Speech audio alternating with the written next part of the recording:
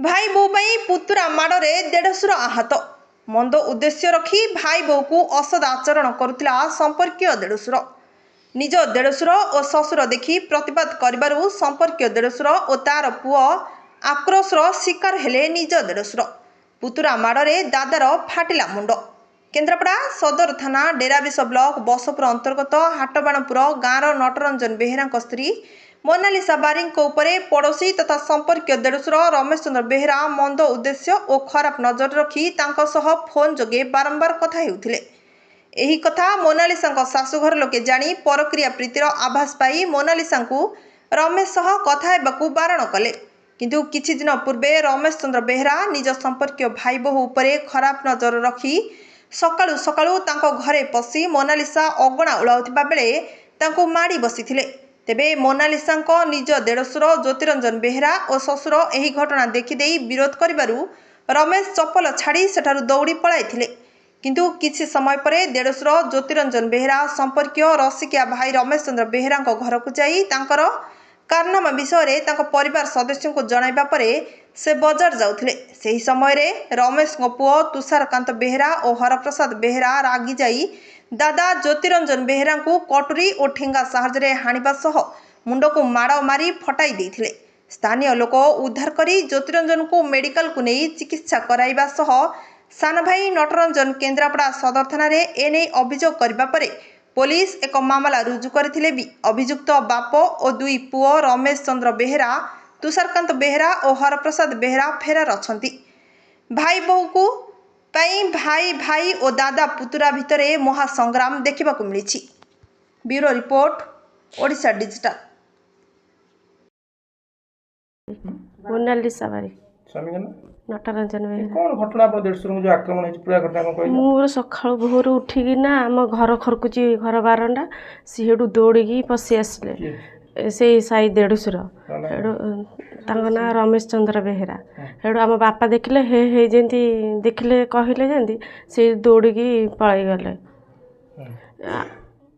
मुंड केंती फटला आपनकर? आम भाई हेका पचारिबारु तांको पुओ को सी हेडू तांको पुओ हेडू को पाटी तुंड कले कता ठेंगा फेंगा नहीं आसले ठेंगा फेंगा नहीं आसले जेंती हेडू भाई जाउथले बालिया जाउथले दुकान को सी हेडू जगिथले भाई को हेडू ठेंगारे पिटी पकेले। देढ़शुर जो मुंड फटेले जी बाड़ीले से तमर कोन हेबे समान? सी पुतुरा हेबे। ताको बापा जो ताको कोन पई तम घर केंती पसी गले बिना परमिशन ना? मु सकाळ आगुरु से फोन करथले हेडू से कथा हलाते हेडू मु पार्टी करले मु कहले तमे काई फोन काई करछो ना हेडू कहले नट नांदी मु कहना नांदी हेडू ता बापा हेडू पार्टी कले जेंती बिगड़ा बिगड़ी कले से हेडू रहिले जेंती मु हेडू खरकुची जो घर बारंडा से हेडू आसिक दौड़ी पसेसले मते धरिया पेंगा। कोन रिलेशन कोन थिला ताका सारे पूर्व? किछि रिलेशन नथला ताका सहित। को उद्देश्य थिला कोन देखिले? से कौन खराब उद्देश्य कौन देखिकिना आइले के मु भी जान। मुंड फाटला पर एफआईआर कोड करथिले सदर थाना। कौन कहले पुलिस? पुलिस कौन अरेस्ट करलेनी? नहीं अरेस्ट करनांती।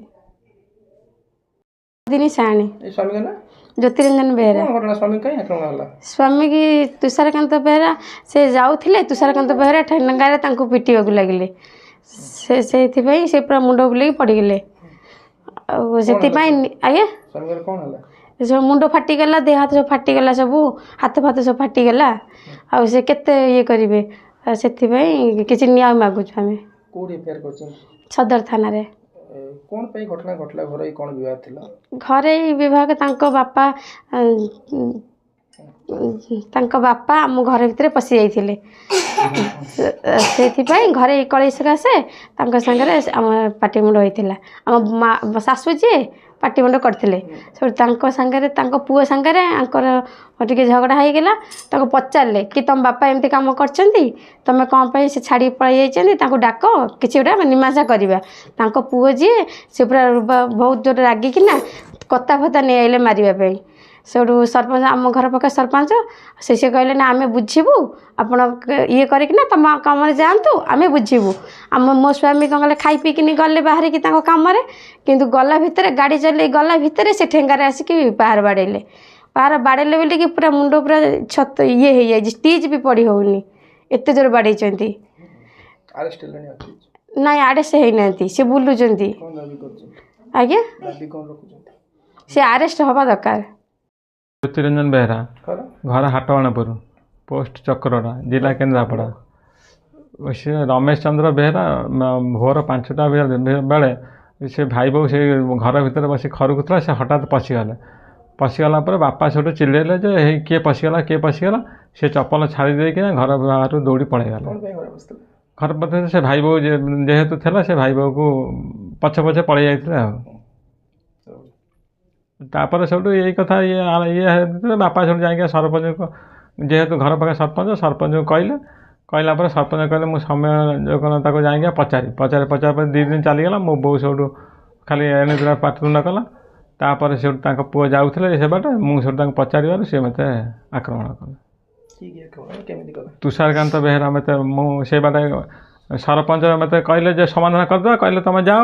ମୁଁ ସେଠୁ ପଳେଇଗଲି। ତାପରେ ସେଠୁ ସେଇ ବାଟେ ଦେଇକି ଯାଉଥିଲି, ତୁଷାରକାନ୍ତ ବେହେରା ଆଇଲା, ଠେଙ୍ଗାରେ ମୋ ମୁଣ୍ଡରେ 2-4ଟା ଖଣ୍ଡେ ପାହାର ପକେଇଲେ। ମୁଁ ହାତ ଦେଖେଇଲି, ମୋ ହାତ ଆଉ ମୁଣ୍ଡ ଆଉ ବ୍ଲଡ଼ ବାହାରିଲା। ମୋତେ ତ ଆଉ କିଛି ଦେଖାହେଲା, ଅନ୍ଧାକାର ଦେଖାହେଲା ଆଉ ସେ ତା ବଡ଼ ଭାଇ ମୋତେ ଖାଲି ବିଧା ଚାପୁଡ଼ା ମାରି ଦେଇଗଲେ।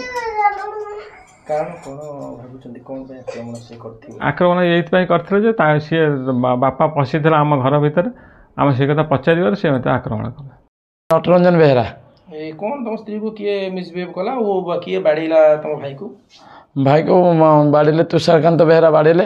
ଖରାପ ଉଦ୍ଦେଶ୍ୟ ରଖି ରମେଶ ଚନ୍ଦ୍ର ବେହେରା ମୋ ସ୍ତ୍ରୀ ପାଖକୁ ଦୌଡ଼ି ଯାଉଥିଲେ, ମାଡ଼ି ବସାଇ ଯାଉଥିଲେ। ମୋ ବାପା ଦେଖି ତାଙ୍କୁ ହେଇ ଡାକ ମାରିଲେ, ଯେତେବେଳେ ସେ ଚପଲ ଛାଡ଼ି ଦେଇ ଦୌଡ଼ି ପଳାଇଲେ।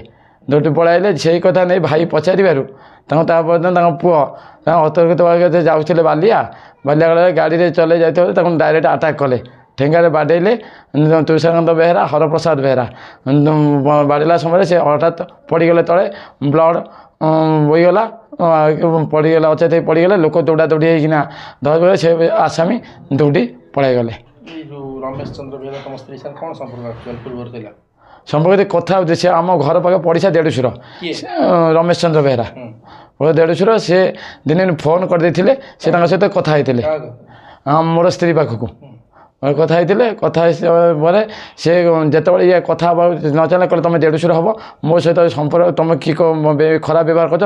ସେ କହିଲେ ଠିକ୍ ଅଛି, ଦେଖ ମୁଁ ବଦଲା ନେଉଛି। ସେ ଜାଣିନଥିଲେ ଯେ ସେଦିନ ସେ ଆଟାକ୍ କଲେ। ସେ ଖରିଦ ସେ ହଠାତ୍ ଆସି ଦୌଡ଼ିକି ଆସିନି, ମାରିବାକୁ ଚେଷ୍ଟା କଲେ। ବାପା କହିଲା ହେଇ କିଏ ପଶିଗଲା ଯେ ବାପା ଆମର ଦୌଡ଼ିଲେ। ସେ ଚପଲ ଛାଡ଼ି ଦେଇ ନିକଟ ଭାବେ ଦୌଡ଼ି ଚାଲିଗଲେ। ଆରେଷ୍ଟ ହୋଇନାହିଁ। ତମେ ଏଫଆଇଆର ଦେଇଛ, କ'ଣ ନ୍ୟାୟ ଚାହୁଁଛ? ନ୍ୟାୟ ଦୋଷୀକି ଦଣ୍ଡ ଦିଆଯାଉ। କେଉଁ ଥାନାରେ ଏଫଆଇଆର କରିଛ? ସଦର ଥାନାରେ। ପୋଲିସ କ'ଣ କହିଲେ? ପୋଲିସ କହିଲେ ହଁ ତାଙ୍କୁ ଆରେଷ୍ଟ କରାଯିବ। ଆଜିକି 3 ଦିନ ବିତିଗଲାଣି, ଆରେଷ୍ଟ ହେଇପାରିବ।